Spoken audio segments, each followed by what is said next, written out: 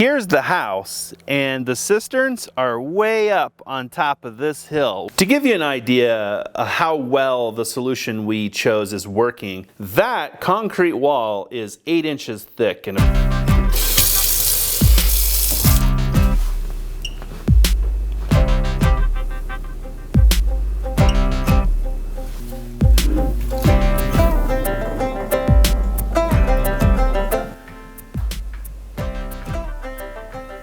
how many drops can there be?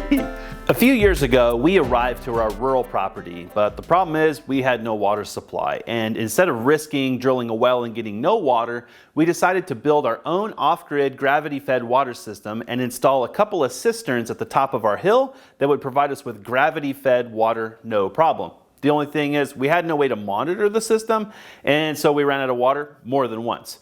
We decided to install a wireless tank monitor to help us avoid that. The only thing is, the system that we decided to install kind of made me cringe because the sensor had to go in the water, and the thought of something touching our water just didn't make me feel very comfortable. In this video, I'm going to tell you how I feel about that decision now. Before we dive into those details, let me give you a little overview of our system. So our property has about 70 feet of elevation gain from the top of the property all the way down to the home site. And that turns into about 32-ish pounds of water pressure, which is actually pretty normal water pressure for most households, which made this property ideal for this type of system. The nice thing is we could pump the water to the top of the hill whether we had grid power, electrical power, solar power, generator power, whatever it is. But then the system would gravity feed back down at 32 pounds of pressure. So it's a very good system. And even though we've gone on to develop the house and drill a well, we have kept the system. And it has many features, one of which is a fire hydrant. And the other nice feature is it's actually plumbed into the house. And so if there was a power outage or something like that, guess what? We still have water. By plumbing these cisterns in a traditional plumbing method, you can't tell a difference when you open this valve, whether the water is coming from the well or from the cisterns. And one of the big problems we have in our climate is frost or freezing during the winter months. Most people find out the hard way that storing water above ground in this climate is futile. And so what we did was we buried these cisterns deep in the ground, and all the plumbing is buried underground. So it's a very good system. The problem is monitoring the system is very difficult. But as far as our lifestyle goes, you would never know whether you're taking a shower from the well or from the cisterns. When we built our mechanical room, there was a lot of thought put into maintaining the cisterns both as a fire suppression source and as potable water. Again, should the power go out. So we've done a bunch of work here connecting the well to the cisterns through a filtration system. So the cisterns can be easily filled and maintained, and it's really not an inconvenience to have cisterns buried at the top of our hill. As you can imagine though, trying to keep an eye on cisterns that are way on top of a hill, especially during the winter months when the ground is totally covered in snow and the tanks are below ground, and you really don't want to open the lid because you don't want any foreign debris or anything in the tanks. Yeah, that's a really difficult ask. That's why we started studying water monitors, looking for a way to say, okay, what is going on up there, and can something tell us what's going on down here so that we can make decisions down here about what to do up there. Finding a system that can give you an accurate reading on your water system is extremely important. We actually have a small issue when our system runs out of water, which tells me we may have a small high spot in one of our drain pipes, and that's a hydrolock or an airlock. The water doesn't want to go up over the hump. It's kind of a P-trap, if you will. And so not running out of water is pretty important. The other thing is, if you do, you can get sediment and debris that may be nesting there near the outlet. And as the velocity of that water increases, it ends up getting injected into your plumbing. So you might find sand in your toilet or something like that, which would be not ideal. So finding some way to make sure that the cisterns don't fall below a specific level was a really important thing for us. So we decided to do kind of a big comparison of technologies. It seemed like when I started doing research, my gosh, I could find something down from $20 all the way up to $500. I couldn't believe it. I'm like, holy smokes, is this necessary to figure out what the status of our cisterns is? The answer is yes. This video we did comparing these, we actually found a lot of the budget monitors to be basically trash. I mean, I don't even know what you would use them for. Maybe a rain barrel? Definitely not your domestic water supply, and definitely not something that you rely on to keep your household running, especially if your tanks are what I would call remote. Ours are pretty far away, and let's be honest, it's pretty inconvenient to get to them. But if you had cisterns or something, water storage, maybe that was a quarter mile or a half a mile away, yeah, no way. These $100 monitors, it's a joke. And what we found with the ultrasonic style that don't have a physical sensor that goes in the water, good luck. Half the time it said full when it was empty, and half the time it said empty when it was full. I don't know. I mean, it's like it could maybe work, and I'm not really sure what these sensors are designed for, but our experience was no thank you, because at the end of the day, running out of water is just not an option, and it was worth a lot of money to find a solution that worked super good. To give you an idea of how well the solution we chose is working, that concrete wall is 8 inches thick, and of course it's got metal in it, there's some foam and rebar, stuff like that. And so the sensor that we picked, we needed it to penetrate that wall, not only to go the distance from the cisterns, but to go through this wall and tell the receiver exactly, reliably what's happening. If you're enjoying this video, please take a moment and give it a thumbs up and share it. Other people out there probably would benefit from this information, and we appreciate your help watching and also sharing this video. Here's the house, and the cisterns are way up on top of this hill, way up here. We have a path that we've created up here with the water system, and the cisterns are probably about right in here where that tree's leaning over. The total linear footage there is around 300 linear feet. So it's 300 feet plus an 8-inch thick concrete wall.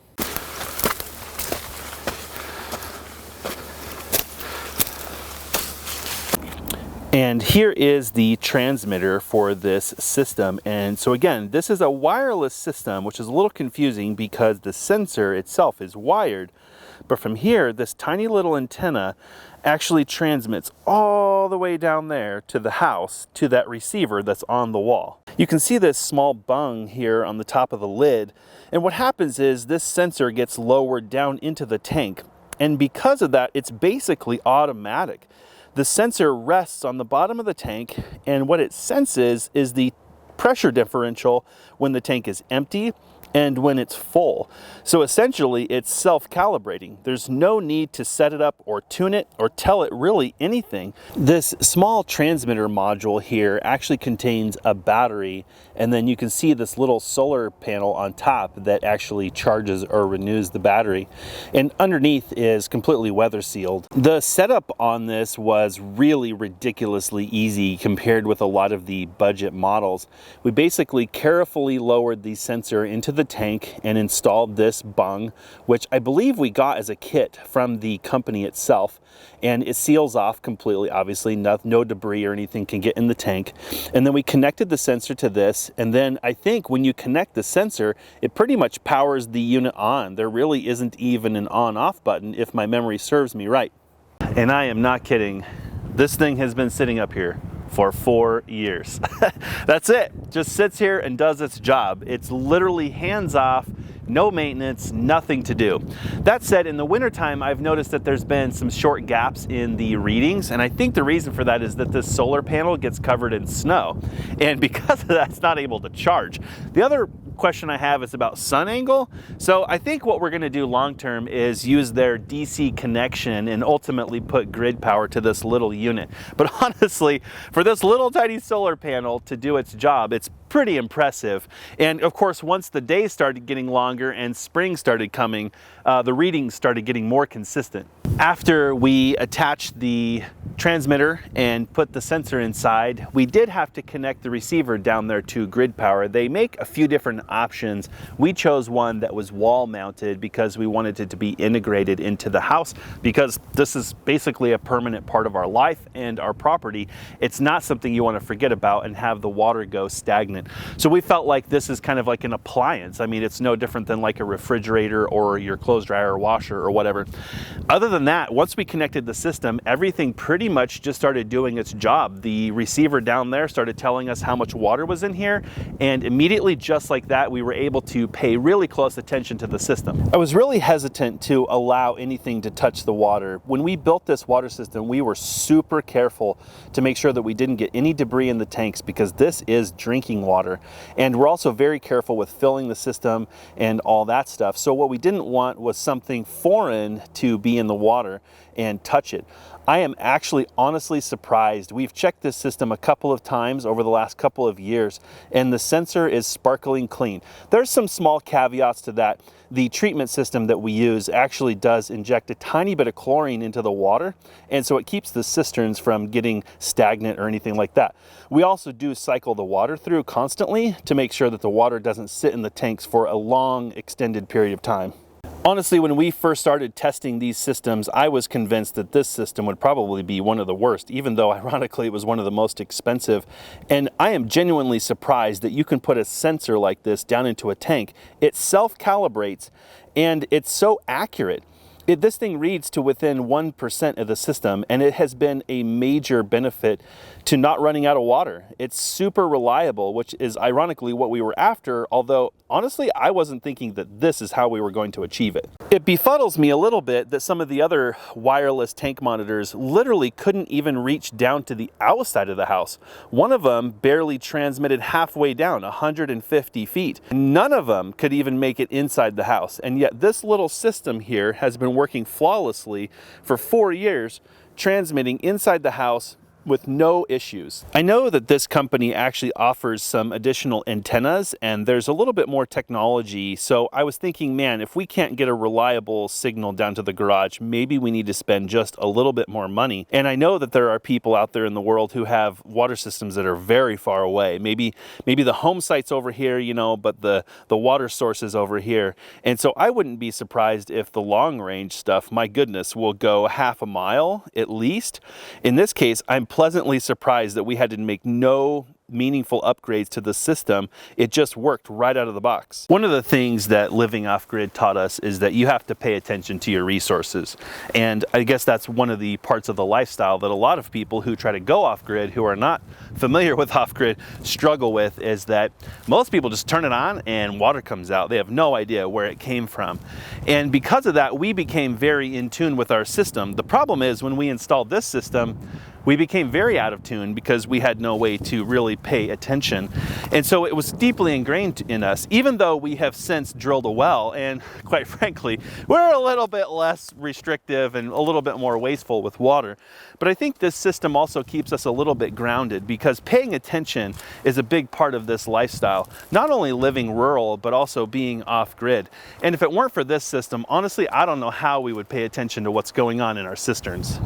An important part of our system design was fire suppression. We live in a rural area, and even though we have a fire department nearby, the joke is the local fire department hasn't lost a basement yet. That's not meant to be derogatory to the fire department. It's just the reality of living in the rural area, that things take time. People and equipment do not move quickly. So during the summer months, when power outages are a lot more rare, we want to make sure that the system is primed and ready to go in case we have a situation where we need to protect the home. And so making sure that the system is full and ready to go is a major factor in peace of mind. During the winter months, when we are more likely to have power outages, we want to keep the system ready to go in case we need to use it for our drinking water. If you're finding this video super helpful, please take a moment, give it a thumbs up and a like, and share it. Please help us spread the word. All right, let's dive into more details. So just since we've been talking here and kind of giving you a tour of the system, you can see that the system has already gained about 22%. And what this system at the top here is telling me is at the current rate of usage, how long our system would last. You notice that there's nothing really here about gallons. And at the end of the day, most people don't really care about gallons. They care more about how long is my water going to last and what is the status of my system. When we try to keep the system full, obviously we want to kind of hover hover in that upper quarter, 75 to 100%. You can never keep it 100%, it's just too much work. But when the system gets down to about 50%, I like to recharge the system all the way full. And that gives us, some buffer. Worst case scenario, we have about half of our system capacity if I kind of get caught off a guard. You can see this little symbol up in the corner here. It's kind of like a cell phone signal. It shows you the signal strength. And it's showing right now we're down in that lower couple of bars there. There the system just updated, so it's actually giving us a new reading. I think this checks every couple of 3 minutes, something like that.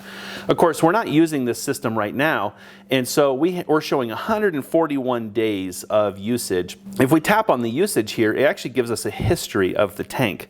And so you can see kind of we've been draining the system down, and then we filled it a little bit. We've been pretty steady, and then if we were to update, I think tonight, we'll see a huge spike over here showing us that we added water. Other than basically just letting the system run, there's nothing really to do to the monitor. Every once in a while, we do have to reset it, maybe during a power outage or something like that. We actually have to reset the circuit breaker to get this thing to kick back on. The peace of mind that this gives us is substantial. When we were using this as our primary water system, we were very in tune with this. That's why it's very conveniently placed here next to the thermostat or thermometer in this case. So you look at it every single day. How's my water doing? How hot is it in the house, or how cold is it in the house? And because of that, we were actually able to add water roughly every 8 to 9 days. So what we'd do is we would start at 100%, and 8 to 9 days would get us about halfway on the system. And that wasn't really being conservative. That was kind of living life, taking baths, doing dishes, running laundry, stuff like that. We have a growing family, so our water consumption's going up. But every 8 to 9 days, we would top the system up. And you know what? It just helps you get a routine. When you have a water system like this, you need to be in tune with what's going on. And this just becomes a part of your day, kind of like checking your email or checking your social media. What it helped us to learn was kind of our system size, which is something we had to make predictions based on kind of like the average household, because at the time when we built the system, we were in an RV. We had no clue how much our water usage would be, and we didn't want to build a system that was too small. So by getting familiar with this, we realized that by living life, we have about 20 days, 18 to 20 days worth of water. If we were to go on the conservative side, maybe, don't do laundry every day, don't take baths or showers every day, or just shorten those baths and showers, to the minimum necessary. We're talking a full 30 days of water for a whole household on hand. And this system really helped us to give that confidence. This system has a ton of features that we're really not fully utilizing. You'll see here it says tank number 2. This system is expandable, and it can monitor more than one tank. So we could tap here and we can go up to 9 tanks. And of course, we're just using tank number 2 right now. There's also some other features in here, like if you wanted a pump to automatically keep your tanks full, this has the ability to control a pump also. We're doing ours manually. We don't want this system to run automatically, but it's a pretty cool feature that this is smart enough to turn your pump on, fill the system up, turn the pump off. Really hands-off water tank monitoring. We're actually running our water through a softener treatment system when it goes into the cisterns to make sure that the water is clean and pure. The way this system works, it actually injects a tiny bit of chlorine. Well, actually what it does is it electrocutes the salt that it uses to remove the minerals. When it does that, it liberates the chlorine atom. When that happens, the chlorine is residual in the water, and so as we fill the cisterns, you guessed it, it's slightly chlorinated. But since it's unstable, the chlorine off-gases and we're left basically with nice clean water. If you have a water tank or a water tank system that you need to monitor, honestly, I am blown away, okay? We have very low expectations for technology, but when you have something that's as deeply integrated into your lifestyle as water, you need something that really helps you make it not suck, because a system that sucks or is hard to manage is just going to be derelict. You're going to just neglect it, or life just gets really hard. Honestly, I'm actually really glad that we chose this system. I think the company has since updated the product. I'm not really sure what features they added. Maybe they made it better in some way. But this system's a little bit older. I'd be curious to see what the new system looks like and if it adds anything that we would utilize. But honestly, this system I think's been around for a very long time, and so it's well proven. They've done a great job. And this wall mount thing, doesn't it blend in? I mean, you don't even notice it. Most people who come into the house don't ask, what is that? They don't even see it get mounted on the wall. I know they have another way of monitoring. I think it's kind of like a desktop mount or like a counter mount. So you can just set it on the counter and move it around wherever you want. It's probably a little bit more convenient. This one's hardwired into the power system. But we love this because it's just part of the wall and it's part of our day. Before we had the well, we actually had to bring water onto the property. And so that was a big commitment. It was a big decision. It was like, when are we going to get water? How much water do we have? You can see how this became a big part of our day. Of course, now that we have the well, I mean, fundamentally, it's a matter of like, what's the system status? I haven't got around to it, and now I'm just going to top it off. But when we were carrying and transporting water, we really had to plan around our trips and make sure that we were being efficient so that we weren't just wasting water. I'm not going to lie, there was more than once where it was like, dang it, we're out of water and we're not going to town anyway. We better go to town and get water. But at least we had something that told us, you need to go get water because that shower you're going to take tonight, that's going to end badly.